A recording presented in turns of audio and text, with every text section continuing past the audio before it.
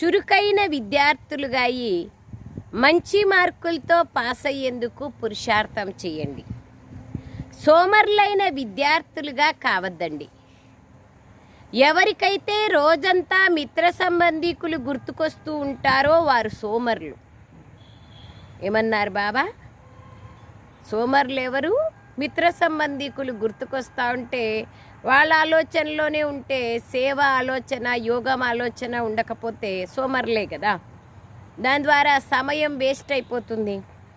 అందుకే బాబా అంటున్నారు, చురుకైన విద్యార్థులుగా కండి, మంచి మార్కులతో పాస్ అయ్యేందుకు బాగా పురుషార్థం చేయండి. స్కూల్లో కూడా మంచి మార్కులతో పాస్ కావాలి అంటే వేరే దేనిపైన ధ్యాస ఉండకుండా కేవలం చదువుపైన ధ్యాస ఉంటేనే మంచి మార్కులతో స్కాలర్షిప్తో పాస్ అవుతారు.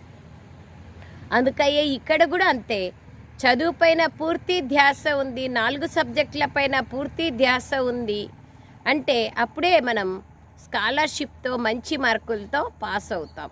సోమరులుగా ఉండే విద్యార్థులుగా కావద్దండి. రోజంతా మిత్ర సంబంధీకుల్ని జ్ఞాపకం చేసుకుంటా వాళ్లతో వీళ్లతో మాట్లాడుకుంటా సమయాన్ని వృధా చేయమాకండి. ప్రశ్న: సంగమ యుగంలో అందరికన్నా అదృష్టవంతులు ఎవరు?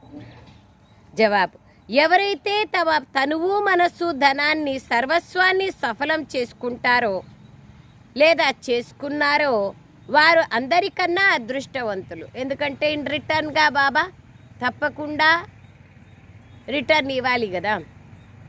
అందుకే బాబా అంటున్నారు, పిల్లలారా, అందరికన్నా అదృష్టవంతులు ఎవరు అంటే ఎవరైతే తనువు, మనసు, ధనాన్ని, సర్వస్వాన్ని బాబా కార్యంలో సఫలం చేసుకున్నారంటే ఇన్ రిటర్న్ బాబా తప్పకుండా ఇస్తారు అలాంటి వాళ్లకు. సో వాళ్ళు అదృష్టవంతులు. ఎవరిదైతే బాబా కార్యంలో ఉపయోగపడలేదు అంటే, బాబా తీసుకోలేదు అంటే వాళ్ళు దురదృష్టవంతులే కదా.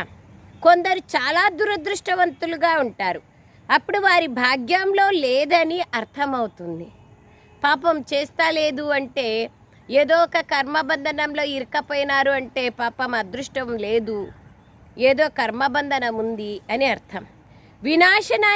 వినాశం మీ ముందు ఉంది, ఎంతో కొంత జమ చేసుకోవాలి అని అర్థం చేసుకోరు.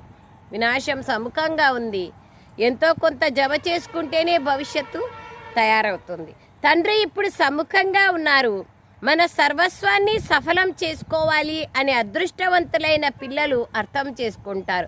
వారు చేస్తూ ఉంటారు కూడా. చాలామంది అన్నయ్యలు, అక్కయ్యలు ఉన్నారు, గుప్తంగా బాబా యొక్క కార్యంలో సహయోగిగా ఉంటారు.